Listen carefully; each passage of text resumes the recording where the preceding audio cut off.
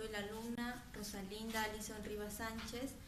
A continuación voy a explicar mi trabajo sobre el fármaco la atropina, ¿no? En el transcurso del video vamos a hablar lo que es que se encuentra dentro de ello la forma farmacéutica de este medicamento, la farmacocinética, el mecanismo de acción, el mecanismo de señalización. También vamos a hablar sobre los órganos blancos de este fármaco, las indicaciones y por último el RAM. Ahora, la atropina es un fármaco, ¿no?, que pertenece a los alcaloides naturales, que pertenecen a las aminas terciarias. Ahora, vamos a hablar sobre la forma farmacéutica, las presentaciones en que podemos encontrar este medicamento. Encontramos en las gotas, ¿no?, en solución oftálmica, en solución al 1%, en la concentración de 0.01 gramo. Podemos encontrar en 5 mililitros, la presentación de la gota en 5 mililitros o 10 mililitros. Ahora, también encontramos en soluciones inyectables, ¿no? En este caso está la concentración de 1 miligramo, puede ser en ampollitas de 1 mililitro o también de 10 mililitros.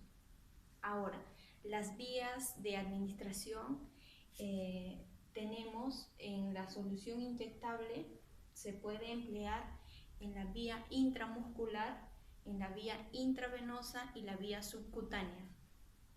Ahora, en cuanto al mecanismo de señalización y el efecto farmacológico, vamos a empezar a hablar primero un pequeño repaso sobre el sistema nervioso central en el cual va a actuar este medicamento.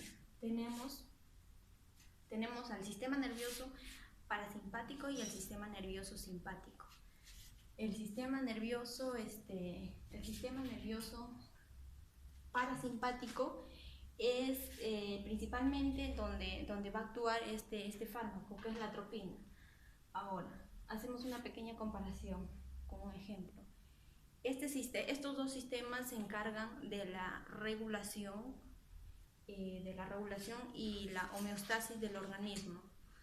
Por ejemplo, si el sistema nervioso parasimpático aumenta su función o disminuye su función, va a haber un desequilibrio homeostático. Entonces ahí se van a presentar las enfermedades, algunas sintomatologías de acuerdo al órgano donde está produciendo esta irregularidad.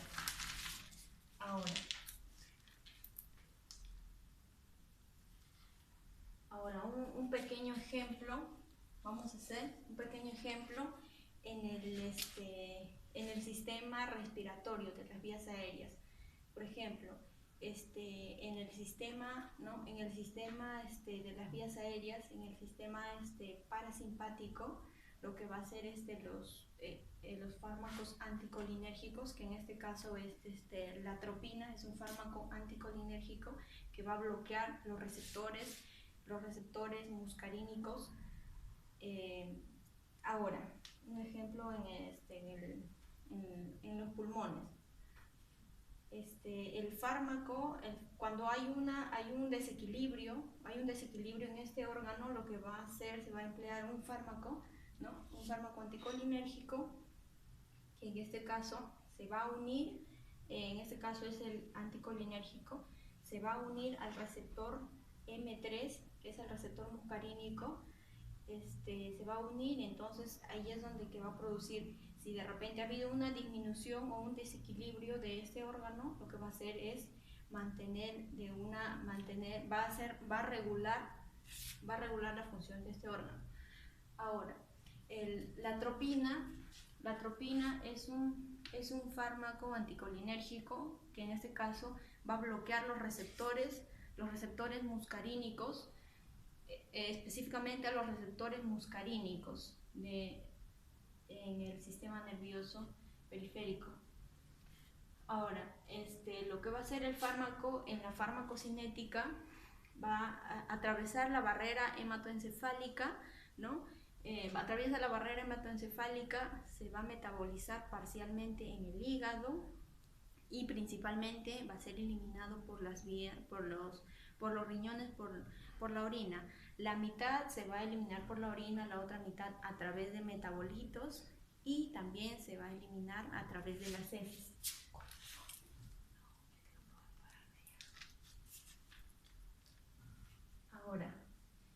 Ahora en cuanto al mecanismo de acción, tenemos los receptores, ¿no? Cada órgano blanco con su tipo de receptor.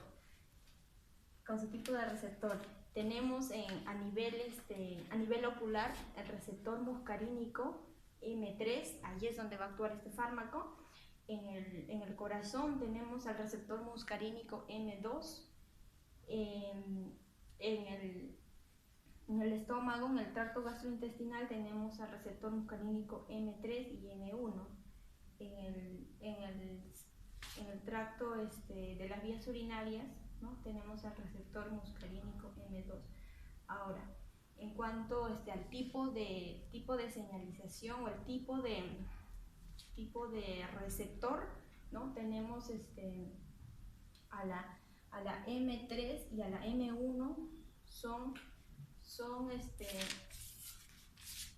de tipos estimulantes, son tipos de receptores estimulantes que van a trabajar con la proteína G. Y en cuanto al receptor muscarínico M2, estos pues van a trabajar con la proteína GI en el mecanismo de señalización. Ahora, en el efecto farmacológico, vamos a hacer un ejemplo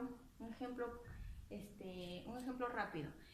Este fármaco se puede emplear en intoxicación por órganos fosforados. En este caso, el paciente es intoxicado al administrar estos órganos fosforados, actúa directamente en el cerebro. Lo que va a hacer la atropina, al administrar la atropina, lo que va a hacer disminuir los niveles de intoxicación o los niveles de estos órganos fosforados.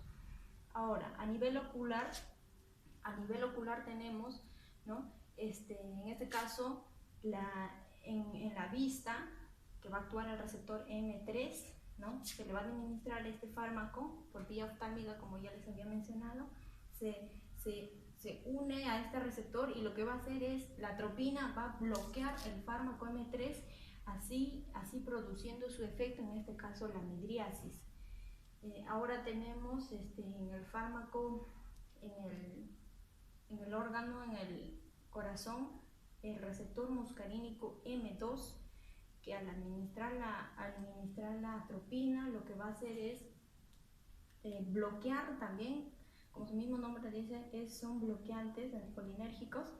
Va a bloquear el receptor M2 y en este caso va a producir su efecto, que es la bradicardia. Ahora, lo que tenemos en el tracto gastrointestinal, puede haber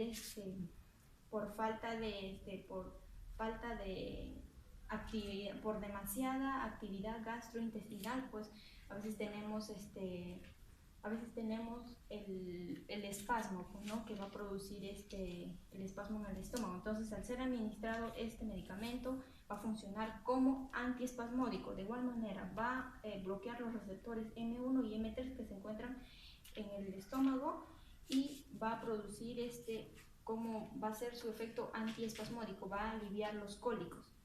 Ahora tenemos lo que es en las vías urinarias. En este caso va a relajar el músculo liso, ¿no? Así tenemos ahora el mecanismo de señalización.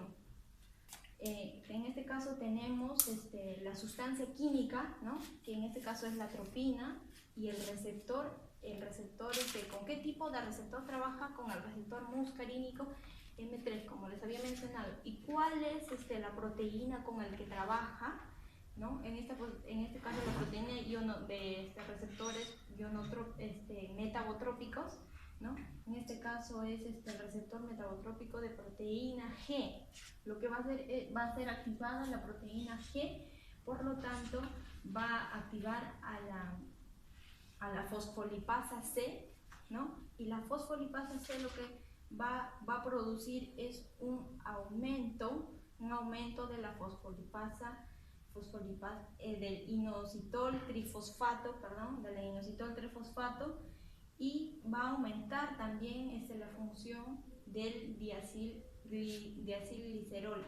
Ahora, estos dos van a aumentar el nivel de calcio y tanto también de la proteína quinasa C.